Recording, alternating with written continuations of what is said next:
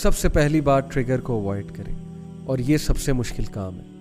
اگر موویز وہ والی دیکھنی نہیں چھوڑنی, اگر نیٹ فلکس ڈیلی وزٹ کرنا نہیں چھوڑنا, ٹی وی سیریز نہیں چھوڑنی, اور اسپرچویلٹی گین نہیں کرنی, مسجد میں نہیں جانا, تو پھر you are absolutely prone to this thing. Number 2, جب آپ کو ٹریگر آئے اور جب آپ کو اس کی نیڈ فیل ہو تو زیادہ سٹریس میں مت جائیے, اس کو زیادہ فائٹ نہ کیجیے, مینٹلی فائٹ نہ کیجیے.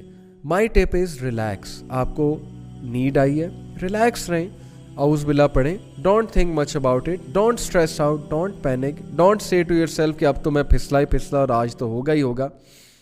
ٹرائی ٹو چل آؤٹ. ٹھیک ہے, اپنے آپ کو تھپکی دیں کہ نہیں تو انشاءاللہ بچے گا. لٹرلی اپنے آپ کو تھپکی دیں, پازیٹیو رہیں اپنے بارے میں, زیادہ ٹگ آف وار نہ کریں اس چیز سے, کیونکہ ظاہر ہے کہ you need self control, you need positive dose, you need self esteem to fight this thing. Thought ایک بیج ہے, برے تھاٹس کو پانی نہ دیں. Lower your gaze at the first thing. اپنی گیز کو کھلا مت چھوڑیں, گیز لوور کرنے سے لوور ہوتی ہے. Remember this thing. Stay connected to mosque and gain energy from the mosque, spiritual energy. Mosque میں جا کے قرآن مجید پڑھیں, نمازوں کے پکے ہو جائیں, نمازوں کے بارے میں اس حد تک سیریس ہو جائیں کہ باجماعت نماز ادا کیا کریں. فرشتے آپ کے لیے دعا کریں گے, فرشتوں کی سپورٹ لیں اس چیز کو فائٹ کرنے کے لیے. اپنے آپ کو جتنا مصروف کر سکتے ہیں کریں, کیونکہ زیادہ تر لوگ جو اس میں پڑھتے ہیں وہ ہوتے ہیں جو بالکل فارغ ہوتے ہیں, جن کے لیے کچھ کرنے کو نہیں ہوتا ہے.